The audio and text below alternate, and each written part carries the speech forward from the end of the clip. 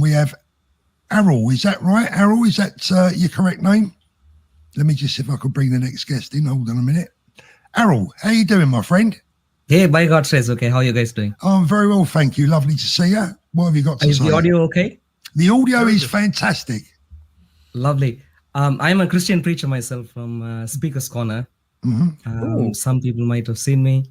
It's lovely to see you all. I've been of passively following some of your guys' work, especially in the last few months. So it's really lovely that people are getting clued up, because I began preaching at Speaker's Corner in 2008. Wow. And we had the previous version of Islam back then. Now, with even before Hamas, with all the Israel-Gaza conflict, there was already another version that we moved into, and now we are all together in the latest version. So it's really interesting to see all of you guys beginning to talk about this in public, which is really just 1 second, Lily. Sure. I will bring you back in a moment. I can still see you in a waiting room. Don't leave. I'll bring you back in a few minutes. Carry on. Did you want to bring it on first, and I can wait for 5 minutes? No. Carry on. We're at, okay. I want to hear what you got to say, because Speaker's Corner is a bit of a lion's den these days, right? Oh, it is. It's really until 5-6 years ago, things were very different. But last 5-6 years, things have really changed, and it's really sort of. In what way? Tell us how it's changed. Until maybe 6 years ago, even though things could be really heated at times, no one was going to think that anyone was going to physically assault anyone. Although that did happen, maybe once a year, twice a year, nasty stuff happened, but nothing beyond perhaps a non-premeditated attack. Yeah. The last 5-6 years, things are very different. You might have heard about the knifing of this Christian preacher, Sister Hatun. Yeah. And I think world over, they're realizing at Speaker's Corner, certain things are happening which cannot happen elsewhere in the world. Yeah. And the powers to be in the Islamic religious centers are unhappy, but they just don't know what to do. They don't want to do anything obviously wrong. They're trying to play a little game here, And I don't know if you know, since the time, you might be aware of Hatun Tash. Yes. Right? Since the time she was knifed, which was the first time in my entire experience at Speaker's Corner, someone showed up post-COVID, or sort of at the tail end of COVID, with a mask on. But since that time, could you believe, people come there mostly from the Islamic Dawah gang, left, right, and center, randomly with the masks on. And I'm really thinking, I'm seeing a pattern. I'm really seeing a pattern where people are trying to normalize wearing a COVID mask at Speaker's Corner. So things they can do something at some stage if they wanted to, sort of stuff. That's the pattern I'm saying. My personal observation. Yeah. So things are very different now. What do you think about the police reaction to some of what's been going on at Speaker's Corner? I mean, Speaker's Corner is the home of free speech, but there is a line between free speech and hate speech and threatening, abusive actions. What do you make of the way the police have been dealing with it up there at Speaker's Corner? The great thing is, at least with the Christian side, and in my view, most of the non-Muslim side, especially the ones who deal with Islam, they are really people who are clued up. They know what they're dealing with, and they are quite stable. So even though they essentially deal with the subject matter, not the people at hand. And so at Speaker's Corner, it's even though the debates are intense, the non-Christians keep it non-personal and focused on the subject, in my view, again. Would you believe the police have actually, in the last, I would say, just 1 month, a month and a half, they have thoroughly changed at Speaker's Corner. God knows why, It might be, I don't know where. Clearly, I can see a pattern just in the last month and a half where they're, of course, we talk about two-tier Britain elsewhere. Yeah. And it used to be two-tier Britain in Speakers Con also. But just in the last month and a half, I see a complete change where they're really, really, focusing on criminality, not some, sort of acting like middlemen sort of stuff. Yeah.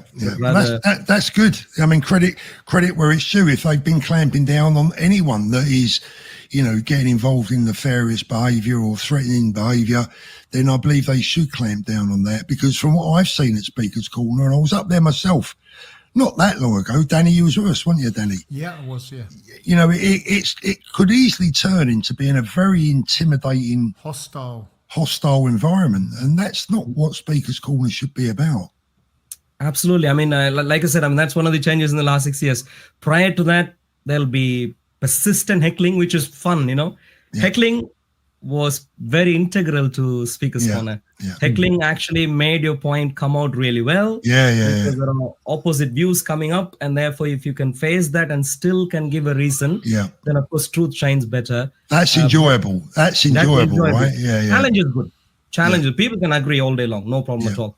But you are right. In the last 6 years, especially in the last 6 years, things became physically intimidating.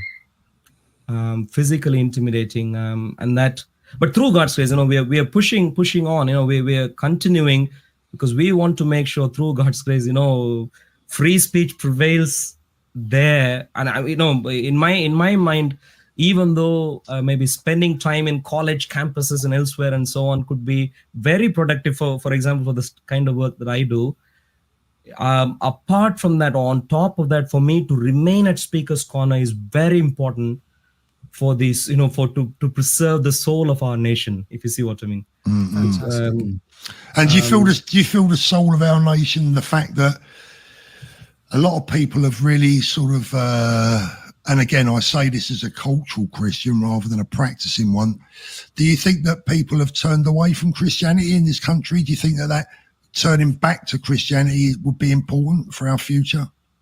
But absolutely, although I slightly, fine-tune that, turning back to Jesus, not the religion per se, but the person himself is very important. I genuinely think that most people are really yearning for, they don't know who, but that's actually Jesus, someone who stands up for morality, someone who can be courageous at the face of absolute gibberish nonsense that's thrown at him and so on.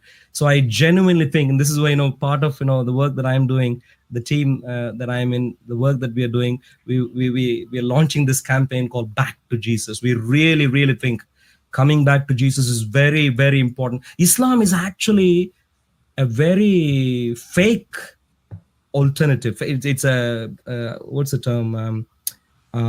It's a fake, you Paul, I realize, in your, of course, you are into some sort of watch trading and that sort of stuff. Yeah. You would appreciate, replica. I know what you mean. Imitation and so on. Islam is practically, I hate to say, I don't like this. This is many times very depressing, but I have a Quran all the time at my desk, because in the last 1 year, 2 years, I've been breathing Quran, eating, breathing, and sleeping Quran. Is that Pepsi's advertisement a while ago?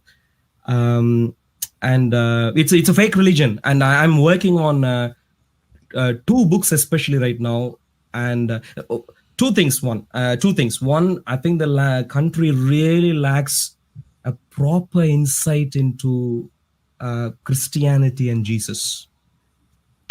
I genuinely think the community, like the core values of community that we've forgotten from past times, Christian values itself, how we used to run it. We used to rely on each other more than we used to rely on flipping Amazon or like Deliveroo or whatever the heck. But it's issues that we have like that, and forgetting what kind of people we are. We are of a Christian nation, along with all the others in Europe, majority of the others in Europe. But sorry for interrupting. No, fine. Carry on. No, it's very important. This is part of my. Of course, I'm not English, but one of the things which is in my heart is that I'd really like the English, the Scottish, the Welsh, and the Irish to really take this ownership for the precious Lord Jesus Christ, and run with it. Essentially, we are a thinking nation, but we are at the tail end of being a thinking nation now. We're sort of, losing track of it with multiculturalism. The way we are evaluating now is no longer based on evidence and truth, but rather based on belief systems. Hey, he has this belief system. Sorry, I find that also they are trying to tell us how to think instead of have your own critical thinking skills.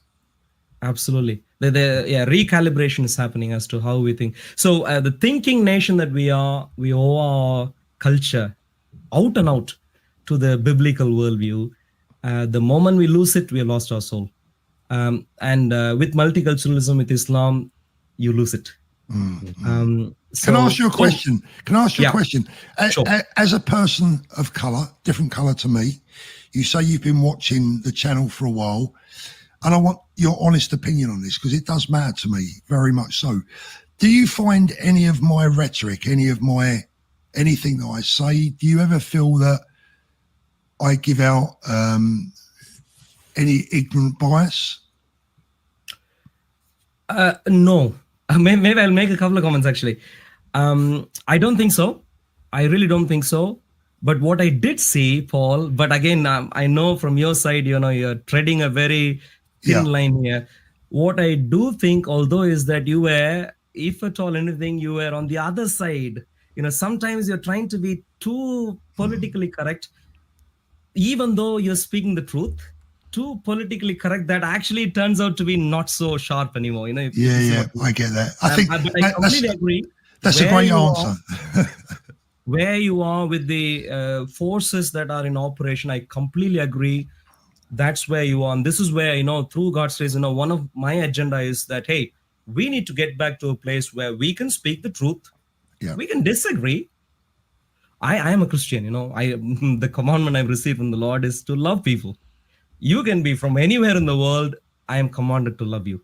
So you can be, I love Muslims, I love human beings. Anywhere, I can go anywhere and I can love people. I love Muslims, but the problem is Islam makes human beings behave in not so pleasant manner, in my view, again. And this is what I'm trying to deal with. So Paul, to reiterate, I think you're trying to be, in my view, at times I see it slightly being overcautious, which I completely agree. And this is part of what I'm working on. I think there is a lack of knowledge. I really, really think about Islam, there is a lack of proper educated awareness. And that is dangerous. And I feel like with some of the education that you can now get from some of the images that we see in schools, they're now teaching about Islamophobia, which is only a coined phrase. It's not actually like an actual known terminology. It's only coined. Yeah. And so the first book that I'm working on based on this, and this is where, I've been sort of eating, sleeping, breathing the Quran, apart from my Bible also. The first book that I'm working on is Quran's hatred towards Jews, Christians, and others. Would you believe so far across the world, there have been Christian apologists trying to raise this point up, and non-Christians, ex-Muslims, non-Christians, atheists, and so on. But they have always given an excuse. Oh no, it was only at that time. It was only all sorts of different excuses. And I'm researching through this to really present a solid case to say no. It's only a matter of time and space. When it's convenient, it'll show up. And I'm writing that book right now. So the education, the knowledge is missing. And I found that even in the last 1 month, month and a half, when people, I see people, precious people, people who are, for whom this is, England is the only home, UK is the only home. Yeah. People who see problems and they feel problems, but they can't articulate problems. And unfortunately, coming from where I come from, I'll also put this, unfortunately, they show up with a beer can in the streets, and that's it. Yeah, you show up with a beer can in the streets, you're a criminal to the police. You don't show up with a beer can and you shout out an anti-Semitic slogan, you're not a criminal. This is how I am seeing it. You and I think jog on a little bit, you're a criminal. Yeah, a lot of other people have seen it that way too. Look, I really appreciate you, Arul, coming on. Did I pronounce that right, Arul? Arul, yeah, that's right. Can I? Sure. Apologies, Paul. I don't know Carry if you can I just take 2 more minutes? Sure. Go ahead. And then Far away. Far away. The particular topic at hand. I'll give you a simple example. The particular topic at hand, the face covering. So far, of course, you gentlemen have been speaking about security aspect, number one, which is very important, clearly, and equal treatment. Why do I receive this treatment when someone else can receive some discriminatory treatment? Those two are valid points, but those 2 points can be argued against with other things that can trump over, like right to religion or whatever else. The UN, and in the last 50 years we have come up with 60, 70 years, and I don't think those are my main issues. Even though they are practical issues, I don't think those are my main issues. You know what the main issue is, which even Muslim women don't know yet?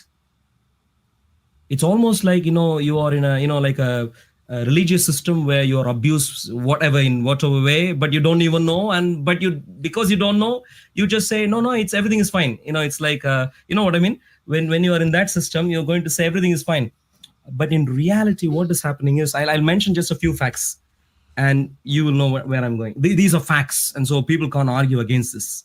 The facts are, number one, in the entire Quran, even though there are many, many names of men, there's only one name of a woman mentioned, and that is the name of Mary, mother of Jesus. No one else. No other woman mentioned by name in the entire Quran. Point number one. And there is a reason for that. Point number two. When you go through the Quran consistently, you time and time again realize this is a religion for men. It talks about how men should be fighting and all sorts of different things, and how they can get married and divorce and whatever else and so on. It's a religion centered. This is the Bible, on the other hand, is a very different story. There's mention about women with the women leaders, the women, all sorts of different significant women. Here you don't have any. And this is truly a men-centered religion, number two. Number three, it's not just that. It goes beyond that to talk to really have some serious problematic issues, such as women are like tilth, agricultural ground. That's how men are supposed to view women.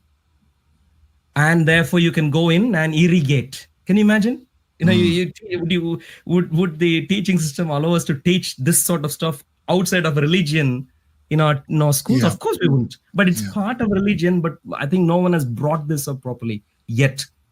Irrigation, the irrigable land, women, and you can beat them up, you can get married to your daughter-in-law, all sorts of abominable relationships. You can exchange wives. There will be. Let me just come in there, but there will be arguments from the other side, and this is something that comes up quite often. That there are things in the Bible that wouldn't be acceptable to us today as well. Lovely question, Paul. And this is where there is a lack of awareness on the other side also, and this is partly something that we are trying to fill in. Believe it or not, there are apparent problems, but they're only apparent. Once you actually go through the details of the problems, you realize, no, it's not really a problem. For example, I'll give you one example. Our friend, lovely friend, top left, I didn't quite catch his name. He mentioned about, how the system works, and, so step by step, they first preach to you and then subjugate you and so on. In the Bible, in the entire Bible, you would not find one place where if you don't receive the religion, you will be killed. There's no one place. None. This is where people don't actually know the details of the case. Likewise, women are equal in the Bible.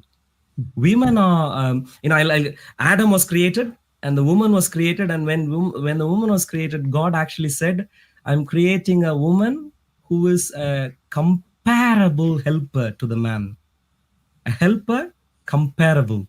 So even though functionally different, status-wise, they are supposed to be comparable. And the woman is supposed to help the man, which means there are some areas where the men are incapable and the women come in to pitch in. We realize this, emotionally, whatever, we have different makes up and we fill in and so on. So long story short, Paul, my point would be very simply, believe it or not, right the way, there's an accusation. If you rape a woman, you need to marry. It's Paul's accusation. It's not what the Bible says, but people don't read the Bible properly and therefore they come to wrong conclusions. I can honestly, genuinely say that right the way through the Bible, this is my study Bible. I've gone through this multiple times. Right the way through Bible, even though there are plenty of situations where people think there are problems, when you actually dwell into the detail there, we are not in a better moral place than what the Bible has suggested, in my view. I get it. Arul, I'm going to have to let you go, my friend. We've got other people waiting to come in as well. I really appreciate. Sorry, say that again, Ben. Can I have a clarification with Arul? Yeah, sure. So based on the bit you pointed out, which I said, because I believe I was referring to the Quran saying that, rather than, of course, the Bible saying about the offering to join a religion, and if no, then. But yeah, I just want to make sure that it was known that. Yeah. That's what I understood. Yeah. Yeah. So is that technically how it is? Or it's slightly different. Slightly different. It's not a step-by-step offer. It's really a one-step. Essentially, the Quran anticipates that all of us, all of the world today, should have already become Muslims by 6th century AD.